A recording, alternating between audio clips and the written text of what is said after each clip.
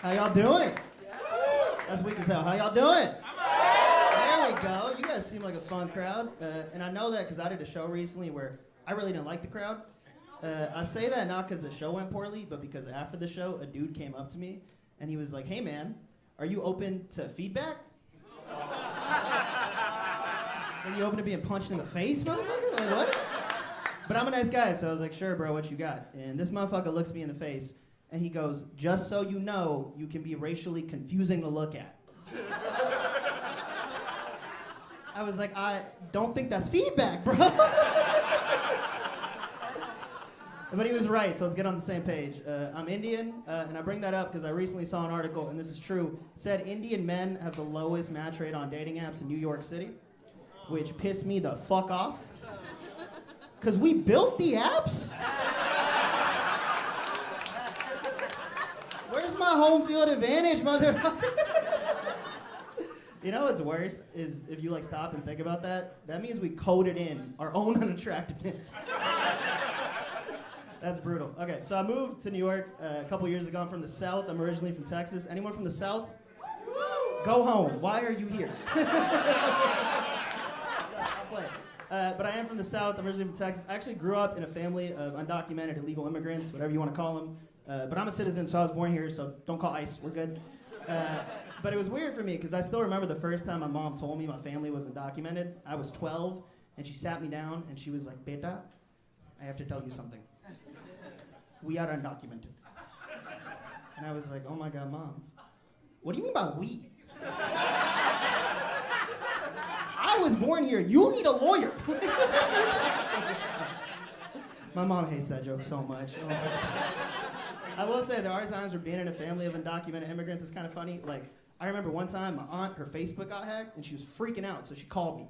And she was like, "Zaib, my Facebook got hacked. What if this guy steals my identity?" I was like, "Auntie, you're undocumented. You don't have an identity." You know what that guy would get if he did steal your identity? He would get deported, motherfucker.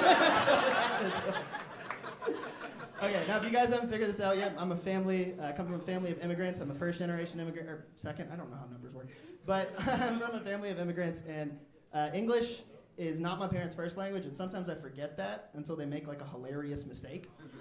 There was one time my dad was driving and he got rear-ended, right? So his car got hit from behind. He was fine, right? But he pulls over to call my mom and he tells her what happened. And my mom starts running around the house screaming, "Guys, Dad just got banged from the back!"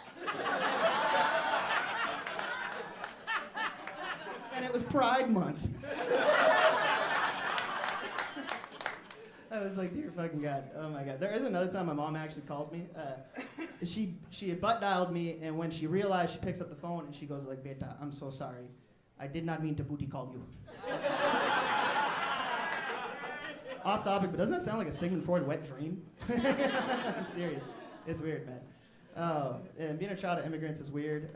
And so when I moved from Texas to New York, I started experiencing things and seeing things I've never seen before, like Jewish people. Which, for the record, I love Jewish people. We're good. But when I moved here, I started hearing Jewish terms I've never heard before, like Hasidic Jew. Which, do you guys know what that means? From my understanding, it's like a traditional Jewish person. But the first time I heard it, I heard Acidic Jew. So for a month, I just thought it was a Jewish person with acid reflux. My favorite part about that story is I told that joke to another Jewish comic, and I was like, "Hey man, seems like a lot of y'all got acid reflux." And he dead ass looks at me and he goes, "That's every Jewish person, man." Okay, I got a couple more jokes for y'all. Y'all ready? You want to hear them? Yeah. All right, cool, because I got to get off stage soon, so if you didn't, I'd be screwed. All right, so like I said, I'm originally from Texas. When you live in Texas, you get exposed to this thing. It's called racism. And it's weird, man. I will say the only thing worse than experiencing racism is thinking you're about to experience it and then not getting it. Like a racist catfish is the worst, right? I spent my freshman year in this town in Texas called Tyler, which you immediately know is a white-ass city because they even gave it a white dude's name. And I was in Tyler. I still remember, first place I went to was a convenience store. Walk in, hand the guy my credit card, takes my credit card, and I'll never forget. He looks at me and he goes, "You're not from around here, are you, son?" And I was so taken aback. I was like, "Bro, how could you tell? Color of my skin?" And he holds up my credit card. He's like, "Nah, we just don't have a Wells Fargo around here, man. That's one of the moments that makes you sit there and go, holy shit. Am I the racist? Thank you guys so much.